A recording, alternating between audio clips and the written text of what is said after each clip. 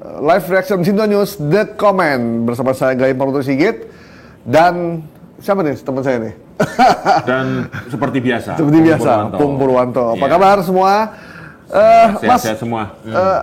banyak peristiwa yang menarik minggu-minggu ini dan ada satu hal yang sebelumnya sempat heboh soal rebutan pulau. Wah, itu. Kali ini heboh lagi soal STNK, soal plat nomor. Plat nomor. Dan ini melibatkan dua tetangga dekat sih. Iya. Kenapa Sumut tetangga? dan Aceh. Kenapa tetangga sering berantem, Mas?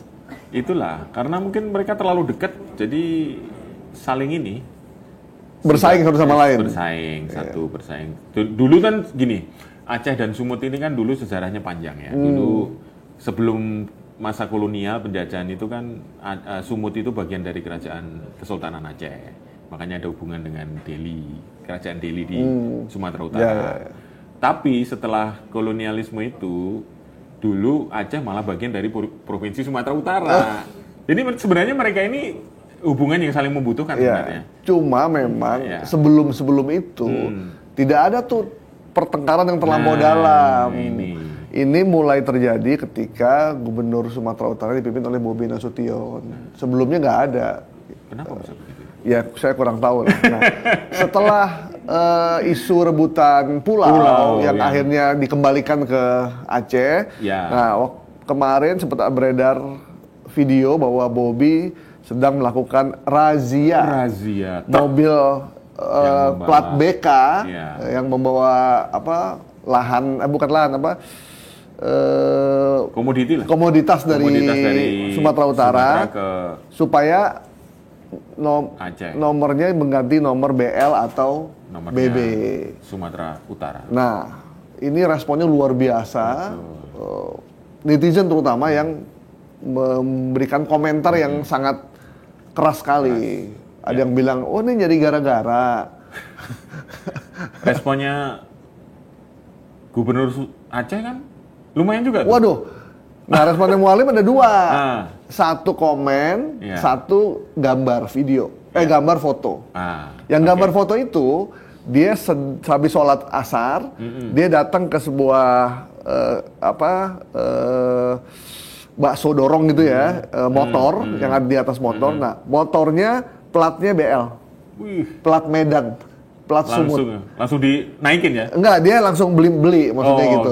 Okay. Dan foto itu mengundang sejuta makna itu bahwa, nah ini orang Sumut, platnya Sumut, jualan di Aceh, dibeli sama gubernur. Nah, itu foto. Kemudian ada respon dari Mualim yang itu nama panggilan ini ya, Muzakir Manaf namanya, Gubernur Aceh. Nah, apa responnya? Sebelum kita komentari, kita tonton dulu ya biar jelas nih. Biar ingat nih. Menantu mantan Presiden Jokowi yang menjadi Gubernur Sumatera Utara Bobi Nasution kembali terlibat konflik dengan Gubernur Aceh Muzakir Manaf. Konflik dipicu truk asal Aceh yang dilarang masuk wilayah Sumatera Utara dan diminta mengganti platnya. Video razia truk yang juga dihadiri Gubernur Sumatera Utara Bobi Nasution di kawasan Langkat ini tengah viral. Narasi video mengatakan jika truk asal Aceh atau yang berplat nomor BL harus diganti menjadi plat BK atau BB untuk bisa masuk ke kawasan Sumatera Utara. Sontak, hal ini menjadi perdebatan panas warganet. Namun kabar razia itu dibantah Bobi saat menghadiri rapat paripurna dengan DPRD Sumatera Utara. Ia menyatakan jika yang dilakukan hanyalah sosialisasi, sementara untuk kebijakannya masih dalam kajian Bapenda. Dalam kesempatan kali ini kami ingin menyampaikan bukan sentimen terhadap salah satu wilayah yang ada di Indonesia, tapi seluruh wilayah yang ada atau perusahaan yang ada di wilayah Sumatera Utara akan kita wajibkan per tahun 2026 wajib menggunakan plat BK atau plat BB untuk mengoperasionalkan pengangkutan hasil-hasil bumi yang ada di Sumatera Utara. Kabar adanya razia plat nomor kendaraan di perbatasan Aceh dan Sumatera Utara juga ditanggapi Gubernur Aceh Muzakir Manaf. Tapi Tio wanti-wanti sit. Nyokai publau tablau. Ayo. Nyokai gatai tagaru. Pihak pisah kita tenang untuk. Anak kita sepupi. Tak kira yang angin berlalu kicauan burung yang merugikan dia sendiri. Sebelumnya, konflik antara Aceh dengan Sumatera Utara sempat mencuat terkait perebutan 4 pulau pada bulan Juni 2025 lalu, di mana Pemprov Sumatera Utara sempat mengklaim 4 pulau milik Aceh. Konflik ini berakhir dan ke-4 pulau dikembalikan ke Aceh seutuhnya. Tim Liputan iNews melaporkan. Oke. Dulu 4 pulau itu sempat diputuskan oleh Presiden kan? Ya. Karena Kemendagri dan aparat di sana sepertinya tidak berdaya, tidak bisa menyelesaikan masalah. Ya. Akhirnya istana yang turun tangan. Jangan sampai ini soal truk ini nanti sampai ke istana juga. Ini gitu. Ini urusan komunikasi dan koordinasi. Nah, betul. Nah, ini yang menarik, Mas. Ya. Jawaban dari Mualim ini, Muzakir Manaf ini kan itu pakai bahasa Aceh. Nah, tadi saya sempat artikan. Artinya apa itu tadi? Detailnya itu dibilang kalau gatal kita garuk. Oke. Tak perlu ditanggapi secara berlebihan. Anjing sih. Angin berlalu, kicauan burung. Jadi anggap aja angin dan kicauan burung. Kemudian, tapi kita wanti-wanti. Kalau kalian jual, saya beli. Gitu. Itu bahasa Betawinya. Itu kalau bahasa Betawi itu lu jual, gue beli gitu. Kalau lu ngeluarin golok ya gue ngeluarin parang gitu kira-kira. Ini kode kita manas-manasin nggak ya? Enggak. Maksudnya enggak. Jadi itu maknanya itu. Maknanya itu. Jadi berhati-hati dia bilang. Betul. Itu akan merugikan diri kalian sendiri. Betul. Gitu. Itu kata Mualim. Dan jadi, memang Mas ya, untuk urusan pajak kendaraan bermotor ini memang salah satu pendapatan asli daerah terbesar hampir di seluruh Indonesia. Iya. Gitu.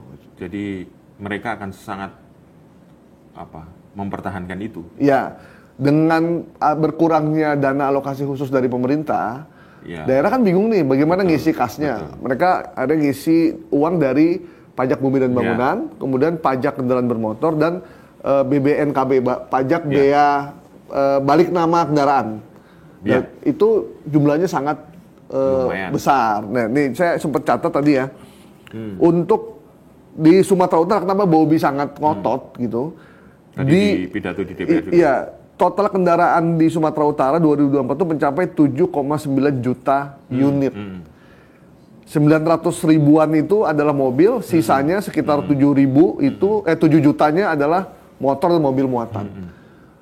Dan di Medan saja, di Medan itu mereka menargetkan di kota Medan ya, mereka tuh menargetkan sekitar 800 miliar dari PKB dan BBNKB di tahun 2025 ini.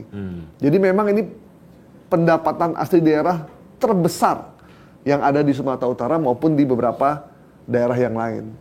Jadi wajar kalau Bobi pengen kendaraan yang beroperasi di Sumatera Utara harus berplat BK, harus berplat BL maupun BB supaya pajaknya masuk ke Pemprov. Masuk ke Sumatera Utara. Gitu. Cuman kita belum tahu ya datanya seberapa banyak kendaraan yang beroperasi di sini tapi platnya pakai plat wilayah lain kan? Ya, nah ini belum tahu dari sekian tadi 7 juta sekian ya. Benar. Nah, mungkin juga Bobi, Gubernur Bobi ini melihat, oh ternyata banyak juga nih yang kalau kita tertibkan akan ada penambahan untuk pendapatan daerah. Ya. Apalagi hari-hari gini kan susah nih nyari pendapatan. Nah, iya benar. Jadi daripada naikin PBB yang lagi rame. Lagi. Ini aja gitu. Nah, ini yang membuat situasi menjadi agak. Cuman masalahnya Bobi melakukan razia, termasuk beberapa staf Pemprov, tapi yang dirazia mobil Aceh. Nah, itu kayak di framing gitu loh, kayak disengaja gitu loh maksudnya. Artinya datanya mobil Aceh paling banyak. Bisa jadi ya. Iya benar. Tapi kalau itu terjadi memang sewajarnya. Ya. Aceh itu pintu masuk barang-barangnya gerbang utamanya dari Sumatera Utara. Barang-barang yang tidak diproduksi di Aceh, bahan baku industri itu masuknya dari Sumatera Utara. Sebaliknya juga barang-barang komoditas pertanian, mungkin sawit, mungkin yang lain-lain itu masuk dari Aceh ke Sumatera Utara. Sebenarnya ini saling membutuhkan dua pihak. Kalau situasi memanas sebenarnya dua-duanya dirugikan sih. Nah, yang menjadi keprihatinan teman-teman di media sosial, kan mereka berdekatan. Kenapa nggak Bobby kalau memang ada keresahan, datengin aja ngomong, tidak usah bikin show off gitu, show off force gitu loh. Gitu. Jadi lihat kendaraan, walaupun cuman sidak, cuman kan platnya plat Aceh, kesannya framing. Iya, jangan di framing. Jadi telepon, Bang, saya mau mampir nih, terus ngobrol gimana bayinya, apakah pajaknya setengah-setengah atau gimana gitu. Jadi kan bisa diomongin tanpa harus mengundang media, TV, viralkan, taruh di media sosial, diviralkan untuk merazia mobil Aceh. Nah, gitu. Itu makanya mungkin ada yang perlu mediasi nih. Iya, Menteri Dalam Negeri harus turun tangan. Melihat karena gini sih, faktor sejarah ya. Aceh ini kan punya kondisi khusus. Dulu dia salah satu yang memang undang-undangnya pun berbeda, hukumnya berbeda. Dia otonomi khusus, ya kan? Nah, di dalam pelaksanaannya kemungkinan untuk berbeda dengan wilayah lain terjadi dong, apalagi di pelaksanaan di wilayah perbatasan bagi mereka. Nah, mungkin ini perlu dialog lebih banyak sih kalau menurut saya. Jadi sebenarnya kita juga nggak suka ada panas memanas yang terus berulang ya. Jangan sampai ini terjadi, toh yang rugi ya mereka berdua. Dan yang akan lebih rugi lagi adalah karena investor yang mau ke sana atau turis, wisatawan yang mau ke sana, wah ini dua wilayah yang kok berantem terus gitu. Jadi padahal kan dua-duanya punya potensi wisata yang besar, ya kan? Danau Toba di Aceh juga banyak wilayah-wilayah yang memang jadi favorit turis asing terutama ya. Nah, ini nanti akan wah ini aman nggak saya ke sana, Yang kedua adalah investor yang mau ke sana, gimana ini caranya nih untuk saya nego dengan satu gubernur sama gubernur yang lain nanti berbeda gitu. Nah ini mungkin yang perlu dipikirkan dari kedua gubernur agar segera berdialog sehingga tidak kemana-mana. Kan? Karena kita tahu prosesnya Aceh untuk menjadi otonomi itu kan juga nggak mudah, ya kan? Harus negosiasi sampai ke Eropa, ya kan? Sehingga mereka kembali bersatu dalam Negara Kesatuan Republik Indonesia. Gitu. Jadi memang Aceh ini kan agak sensitif ya. Nah, kalau kita ngomongin Aceh tuh masih banyak luka, masa lalu. Luka lamanya. Ya, khawatir luka lama kan terulang kembali. Dan itu udah mulai disampaikan oleh netizen gitu. Merdeka aja lagi, gitu. Atau serang Medan, gitu kan. Nah, sehingga itu jadi media sosial jadi ajang bebas tuh. Orang yang kesel sama Pak Jokowi melimpahkan semuanya ke Bobby jadinya gitu. Dan kita tahu apapun yang disampaikan atau pertikaian antara Bobby dan Mualim ini itu akan jadi bahan gorengan yang luar biasa. Nah harusnya gubernur ini harus tahu nih, dua-duanya harus paham bahwa jangan sampai dua wilayah yang berdekatan, bersaudara ini menjadi pecah cuma gara-gara urusan plat nomor. Plat nomor ini kan sesuatu yang bisa didiskusikan lah. Iya, bisa didiskusikan. Kalau misalnya ada kesepakatan bersama gimana nanti kedua pihak untuk saling berbagi pendapatan kan bisa juga. Sebenarnya kayak Jakarta dan Bekasi aja. Iya, itu. Bekasi itu kan platnya B. Iya. Jakarta platnya B. Mereka kan bagi dua keuntungannya. Itu sama. Bisa sebenarnya. Atau mereka bilang gini, atau Bob mendingan atau Mualim, gimana kalau platnya kita samain aja? Aceh dan Sumatera. Terus kita bagi sesuai dengan wilayah masing-masing. Ya, itu. Kan bisa sebetulnya kan? Bisa. Daripada ada teman saya bilang apa yang dilakukan oleh Pemprov Sumatera Utara dengan mengundang wartawan dan merazia atau mengingatkan atau sosialisasi kendaraan BK itu adalah sebuah kode sebetulnya. Karena kenapa harus diliput media? Kenapa harus platnya BK? Ya, itu. Gitu. Makanya tadi itu yang ada dugaan framing tadi. Itu kenapa mesti begitu? Kan orang wilayah yang di Aceh kan banyak mobil. Gitu. Makanya. Jadi nggak harus disampaikan di media, nggak harus di blow up kemana-mana. Jadi cukup dikomunikasikan aja gitu.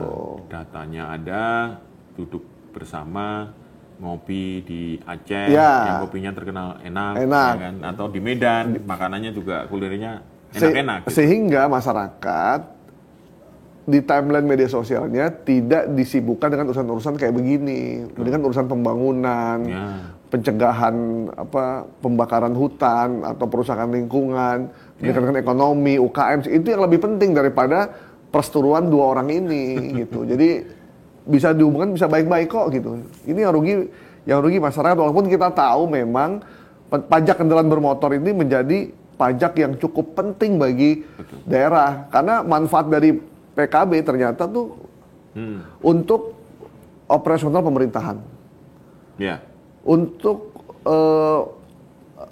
peremajaan kendaraan dan untuk melakukan perbaikan dan pelebaran jalan, Mas. Jadi kalau pajak kendaraan ini tidak maksimal didapatkan, memang akan menurun dan akan terhenti tuh pembangunan gitu. Belanja pegawai terutama. Belanja pegawai terutama. Jadi jangan sampai nanti nggak gajian pegawainya, kan lucu juga nanti. Dengan jumlah kendaraan mencapai 7,9 juta ini, itu potensi yang akan didapatkan oleh Sumatera Utara misalkan itu sangat besar. Berarti Sumatera kan kota industri, kota juga cukup besar, turisnya cukup banyak, dan kota yang salah satu kota Nielsen. Oh iya, betul. Yang jadi artinya itu kota besar yang dengan tingkat pendapatan ekonomi yang cukup tinggi sebenarnya selain Surabaya gitu kan, untuk daerah ya. Untuk Sumatera lah. Untuk Sumatera tuh kota terbesar di Sumatera kan Medan. Medan. Jadi penting sebenarnya ini dikomunikasikan dengan baik. Kalau memang butuh datang langsung gitu. Tapi memang mobil plat Aceh emang banyak Mas di Sumatera Utara. Dan itu wajar sih. Wajar, karena tempat perlintasan kan gitu. Sama dengan orang Jakarta, kerjanya di Jakarta, tinggalnya di Bekasi, di Tangerang, di Depok gitu kan. Iya benar. Tapi platnya kan masih B semua ya. Masih B. Tapi ada sebagian yang kalau Bekasi itu F. Yang ikutan yang di yang di Bogor ya. Bogor. Iya. Ya di sini baik-baik saja tuh. Ya mungkin komunikasi antar wilayahnya bagus gitu. Ada kesepakatan bersama, toh dari sisi kultur dan sejarah kan mirip-mirip ya antara Aceh dengan Sumatera Utara gitu. Masalahnya kalau misalkan mobil distribusi, dia misalkan ngangkut barang dari Aceh ke Medan. Terus kadang di Medan mereka di Sumatera mereka keliling untuk di beberapa kota, kemudian mereka balik lagi ke Aceh untuk bawa angkutan yang lain. Nah, kalau yang moving truck gitu kan nggak bisa kaku gitu. Jadi emang nggak bisa di Gebiak Uyah diberikan pokoknya semua kendaraan yang beroperasi di satu wilayah harus nomor polisinya di wilayah tersebut. Nggak bisa. Kalau kendaraan freight forwarding misalkan, kan nggak mungkin dia platnya harus begitu nyampe Sumatera ganti plat. Begitu di Aceh ganti plat lagi. Gitu. Coba kalau kita bayangkan, ingat nggak ada bis antar lintas Sumatera? Ya. Itu kan sampai ke Banyuwangi. Itu kalau kan ada nginep juga di Solo, nginep juga di Surabaya. Ntar Surabaya, kamu harus pakai pas ini dong. Kan gitu jadinya logikanya kan? Kan ya nggak lucu lah kayak gitu. Bis ALS ya? ALS itu kan terkenal tuh. Iya. Yang 2 hari 2 malam sampai kadang Surabaya. Mereka deponya tuh di Sidoarjo loh, Pak. Lah iya makanya, nggak mungkin kan sepanjang ribuan kilometer tiba-tiba dia tidak berhenti di situ, tidak punya agen atau apa ya, cabang lah di situ, nggak mungkin karena jual tiket juga ada di situ. Toh mereka juga udah ngangkut orang di wilayah tersebut. Terus kalau rusak menambah bengkelnya ada di situ. Terus sopir makan di situ. Butuh rumah kontrakan di situ. Jadi jangan melihat uang yang langsung diterima, tapi multiplier efeknya di satu daerah gitu. Persis. Jadi memang harus diobrolin sih. Kita nggak enak juga ngelihat para pemimpin saling bersaut-sautan di media sosial atau di TV. Jadi ingat itu nggak cerita? Ada nelayan Madura ngejar ikan. Sampai ke saking semangatnya ngejar ikan itu nyampe sampai ke Cina, ke Australia. Ditangkaplah sama Australia. Kenapa kamu sampai di sini? Loh, ini ikan. Loh, ini kan ikan dari Madura ini. Kan begitu. Ini gimana jadinya? Kan lucu juga, dia nggak mau ditangkap karena itu ikan dari Madura katanya. Iya, benar. Ini aneh memang. Emang orang Madura lucu-lucu ya. Ya, mungkin lebih banyak ngopi kepada Pak Bobi sama Mualim. Ya, akan lebih baik lah. Ya, kita juga nggak suka ada panas-panasan begini, nggak suka juga. Jadi akhirnya kita kasus Mualim versus Bobi ini akhirnya kita jadi paham kenapa pajak kendaraan STNK itu harus diperbarui tiap 1 tahun dan ganti plat tiap 5 tahun. Nah, itu. Ternyata gede banget mas uangnya mas. Gitu. Iya. Uangnya besar sekali dan itu pendapatan yang langsung dan masyarakat mau tidak mau memang harus memperpanjang STNK. Kalau tidak, kendaraan jadi kendaraan bodong. Iya. Kalau dirazia polisi, kendaraannya bisa ditahan karena dianggap kendaraan yang hasil mencuri. Kalau terjadi kecelakaan, dia pasti kalah. Iya. Karena memang kendaraannya kendaraan yang tidak bertuan. Gitu. Makanya banyak pemerintah daerah melakukan yang namanya pemutihan supaya orang banyak bayar pajak gitu. Jadi memang pemutihan ini menarik.